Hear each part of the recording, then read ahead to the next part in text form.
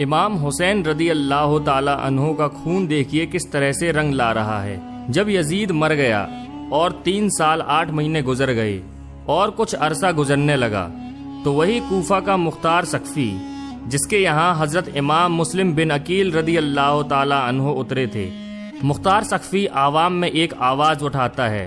وہ لوگوں سے کہتا ہے کہ میں چاہتا ہوں کہ خون حسین کا بدلہ لیا جائے، کیا تم لوگ میرا ساتھ دو گے؟ تو پوری عوام امام حسین کی طرف تھی اور سارے لوگ اٹھ پڑے اور کہا کہ ہم امام حسین رضی اللہ تعالی عنہ کے خون کا بدلہ لینے کے لیے تیار ہیں۔ ہم امام حسین رضی اللہ تعالی عنہ کا بدلہ لینے کے لیے اپنی تلوار اٹھا رہے ہیں۔ اور سارے لوگ مختار ثقفی کے جھنڈے تلے آ گئے۔ پھر مختار ثقفی نے حضرت امام حسین رضی اللہ تعالی عنہ کے بھائی حضرت محمد بن حنفیہ رضی اللہ تعالی عنہ کے نام ایک فرضی خط لکھا تھا اور لوگوں سے یہ کہہ دیا کہ مجھ کو امام حسین کے بھائی محمد بن حنفیہ نے خط لکھ دیا ہے کہ قاتلان امام حسین کا بدلہ لیا جائے۔ حضرت محمد بن حنفیہ رضی اللہ تعالی عنہ کو جب یہ اطلاع ملتی ہے تو حضرت محمد بن حنفیہ کہتے ہیں کہ میں نے وہ خط نہیں لکھا ہے، اگر وہ نواسہ رسول کے قتل کا بدلہ لینا چاہتا ہے تو مجھے کوئی اعتراض نہیں ہے۔ مختار ثقفی کو اب اور طاقت مل گئی۔ مختار ثقفی نے کہا ٹھیک ہے، اب ہم امام حسین کے قاتلوں سے بدلہ لے کر رہیں گے۔ اس نے تمام لوگوں کو اپنے جھنڈے تلے جمع کر لیا اور جمع کرنے کے بعد مختار ثقفی نے کہا سب سے پہلے امام حسین کے قاتلوں کو گرفتار کیا جائے۔ مختار ثقفی کے پاس سب سے پہلے گرفتار کر کے شمر لایا جاتا ہے۔ جب شمر گرفتار کر کے لایا گیا تو مختار ثقفی کہتا ہے بتا شمر تیرا کیا حال کیا جائے، اور کہا تو ہی تو ہے جس نے امام حسین کو قتل کرنے کے لیے طرح طرح کے سازشیں رچی تھیں۔ اتنا سنتے ہی شمر کانپنے لگا اور شمر کہتا ہے اے مختار ثقفی مجھے چھوڑ دو، میں بھی تو اسی جماعت میں تھا جس جماعت میں تم تھے۔ مختار ثقفی نے کہا لیکن میں نے حسین کے خلاف تلوار نہیں اٹھائی اور میں امام حسین کے خلاف میدان کربلا میں نہیں گیا تھا۔ ظالم تو حکومت کی لالچ میں امام حسین کے خلاف میدان کربلا میں تلوار چلا رہا تھا، اور سنا گیا ہے کہ امام حسین کے سر کو تن سے تو نے ہی جدا کیا ہے، اس لیے تیری گردن ضرور کاٹی جائے گی۔ شمر یہ سن کر خوف سے کانپنے لگا۔ مختار ثقفی نے جلادوں سے کہا سب سے پہلے اس کی دونوں آنکھیں پھوڑ دو اور زبان کاٹ دو، اس کے جسم کا ایک ایک حصہ کاٹ کر اسے تڑپا تڑپا کر مارو۔ اس طرح سے شمر کو پہلی بار سزا دی گئی اور اعلان کر دیا گیا کہ قاتلان حسین میں سے ایک کا انجام اپنی آنکھوں سے دیکھ لو۔ شمر کے بعد اب عمر بن سعد کو گرفتار کیا گیا۔ عمر بن سعد جب گرفتار کر کے لایا گیا تو عمر بن سعد سے مختار ثقفی پوچھتا ہے تم کہاں تھے؟ تم نے اس طرح کی حرکت کیوں کی؟ عمر بن سعد کہتا ہے اب میں نے حکومت میں حصہ لینا چھوڑ دیا ہے، اب میں گوشہ نشین ہو گیا ہوں، اب مجھے کسی چیز کی ضرورت نہیں ہے۔ عمر بن سعد کی یہ بات سنتے ہی مختار ثقفی نے للکارا اور کہا ظالم تو نے جس دن کربلا کے میدان میں امام حسین کے اوپر تیر چلایا تھا تجھے اس دن سوچ لینا چاہیے تھا کہ میں سیاست میں بالکل بھی نہیں جاؤں گا۔ تو نے نواسہ رسول کو کربلا کے میدان میں تڑپایا تھا اور وہ تو ہی تو ہے جس نے ایک ایک کو کربلا کے میدان میں پانی کے لیے ترسایا تھا، اب سوچ تیرا کیا انجام ہوگا۔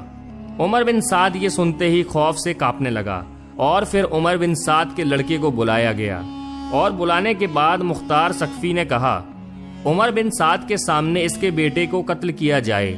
عمر بن سعد نے کہا میں دیکھ کر برداشت کیسے کروں گا؟ تو مختار ثقفی نے کہا جب امام حسین کے بچے علی اصغر کو تیر لگا تھا تو حسین نے کیسے برداشت کیا ہوگا؟ جب حسین کے سامنے ان کا جوان بیٹا علی اکبر شہید کیا گیا تھا تو حسین نے کیسے برداشت کیا ہوگا؟ جب حسین کے سامنے بھتیجے قاسم کو تڑپا رہے تھے تو حسین نے کیسے برداشت کیا ہوگا؟ مختار ثقفی نے کہا مارو ان ظالموں کو، اور عمر بن سعد پر تیر چلانا شروع کر دیے گئے اور اس کے بعد اس کی انگلیاں کاٹی گئیں، آنکھیں نکالی گئیں، اس کی زبان کاٹ کر اس کے جسم کا ایک ایک حصہ کاٹ دیا گیا اور اس کو آگ میں جلا کر خاک کر دیا گیا، اور اس طرح سے قاتلان حسین میں سے دوسرے قاتل کو سزا دی گئی۔ اب تیسرا دشمن گرفتار کر کے لایا جاتا ہے، تیسرا دشمن کھولی پکڑا جاتا ہے جس نے حضرت امام حسین رضی اللہ تعالی عنہ کے جسم اقدس سے سر کو جدا کیا تھا۔ یہ وہ مردود ہے جو امام حسین کے سر مبارک کو رومال میں لپیٹ کر نیزے پر لٹکا کر چل رہا تھا۔ کھولی کو پکڑنے کے بعد مختار سقفی کے سامنے پیش کیا گیا اور مختار سقفی نے حکم دیا کہ اسے اس طرح کی سزا دی جائے کہ اسے دنیا یاد رکھے۔ مختار سقفی نے کہا، اس کے ہاتھ پاؤں کو ایک ایک حصے میں الگ کر دو۔ ہاتھ پاؤں الگ کرنے کے بعد کھولی کی زبان کاٹی گئی، پھر اس کی گردن کاٹی گئی۔ اس طرح سے کھولی کو سزا دی گئی۔ اب حرملہ ابن کاہل پکڑا جاتا ہے۔ حرملہ ابن کاہل یہ وہی مردود ہے جس نے حضرت علی اصغر کے حلق میں تیر مارا تھا۔ مختار سقفی نے کہا، اس کے دونوں ہاتھوں کو باندھ دو، اس کے پیروں کو بھی باندھ دو اور اس کے منہ کو اوپر اٹھاؤ اور اس کی گردن میں اتنے تیر مارو کہ تیروں سے اس کی گردن چھلی ہو جائے اور تیروں کے ذریعے سے اس کی گردن جدا ہو جائے۔ اس طرح سے حرملہ ابن کاہل کو تڑپا تڑپا کر سزا دی گئی۔ اس کے بعد ابن زیاد کو پکڑ کر لایا جاتا ہے۔ جب ابن زیاد کو پکڑنے کے لیے مختار سقفی کی فوج جاتی ہے تو ابن زیاد وہاں سے بچ کر بھاگ جاتا ہے، لیکن ابن زیاد زیادہ دن چھپ نہیں سکا اور اسے مختار سقفی کے سامنے گرفتار کر کے پیش کیا جاتا ہے۔ مختار سقفی نے ابن زیاد سے کہا، اس دن کو یاد کرو جب تم نے اپنے جوانوں اور لوگوں کو امام حسین کے سامنے بھیجا تھا۔ تو ابن زیاد نے کہا، مختار تم میرے ساتھ کیا کرو گے؟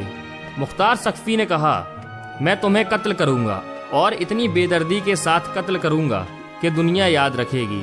ابن زیاد کو قتل کیا گیا، اس کے جسم سے ایک ایک حصے کو الگ کیا گیا اور مختار سقفی کے سامنے اسی کوفہ کے گورنر ہاؤس میں ابن زیاد کا سر اسی جگہ پر رکھا گیا جہاں حضرت امام علی مقام کا سر مبارک رکھا گیا تھا۔ اتنے میں ایک سانپ ظاہر ہوتا ہے اور اس کے نتنے میں سے گھس جاتا ہے اور منہ سے نکلتا ہے، پھر منہ سے گھسا، نتنے سے نکلا، پھر ناک میں سے گھس کر منہ سے نکلتا ہے، اور 3 مرتبہ یہ معاملہ ہوا، پھر وہ سانپ غائب ہو گیا۔ سانپ کے منہ میں گھسنے اور نکلنے کا مطلب ہے کہ یہ دکھایا جا رہا ہے کہ اس کے اوپر اتنا سخت عذاب ہوگا کہ اس کے اوپر سانپ مسلط کر دیا جائے گا۔ اس طرح سے ابن زیاد کو سزا دی گئی۔ عبداللہ بن اسید جوہنی، مالک بن نصیر، حمل بن مالک، ان تینوں کے مختار سقفی نے ہاتھ پیر کاٹ کر زندہ چھوڑ دیا تھا تاکہ یہ تینوں اسی طرح تڑپتے بلکتے مر جائیں۔ پھر اس کے بعد حکیم بن طفیل طائی کو پکڑ کر لایا گیا۔ یہ وہی حکیم بن طفیل طائی خبیث ہے جس نے حضرت عباس علمدار کے کپڑے اتار لیے تھے، پھر اس کو زندہ ہی ننگا کر کے تیروں سے چھلی کر دیا گیا۔ اس کے بعد عمر بن صبح کو لایا گیا۔ عمر بن صبح نے شہدائے کربلا میں سے کئی لوگوں کو زخمی کیا تھا، اسے بھی نیزوں سے چھید چھید کر مار دیا گیا۔ اس کے بعد زید ابن رکعت کو پکڑ کر لایا گیا۔ زید ابن رکعت وہ خبیث تھا جس نے حضرت مسلم بن عقیل کی پیشانی پر تیر مارا تھا، اس کو بھی تیروں سے چھلی کیا گیا مگر جان باقی تھی تو اس کو زندہ ہی جلایا گیا۔ تاریخ میں آتا ہے کہ 6000 یزیدی مختار سقفی کے ہاتھوں مارے گئے، کتنے اندھے اور کوڑھی ہو گئے، کچھ کی آنکھوں میں جلتی ہوئی سلائی پھیری گئی، کچھ کو زندہ جلایا گیا اور کچھ لوگوں کے منہ سور کی طرح ہو گئے۔ کچھ تو ایسے تھے کہ پانی پیتے مگر پیاس نہ بجھتی اور یوں ہی تڑپ تڑپ کر مر جاتے اور کوئی بھی زندہ نہ بچ سکا۔ اس طرح سے حضرت امام حسین رضی اللہ تعالی عنہ کے قاتلوں کو سزا ملتی ہے۔ صرف 6 سال کے اندر ایسا تخت پلٹا کہ دنیا سے امام حسین کے قاتلوں کا صفایا ہو گیا۔ یزید ڈوب گیا شام کے اندھیروں میں، حسین چمکے ہیں دنیا میں روشنی کی طرح۔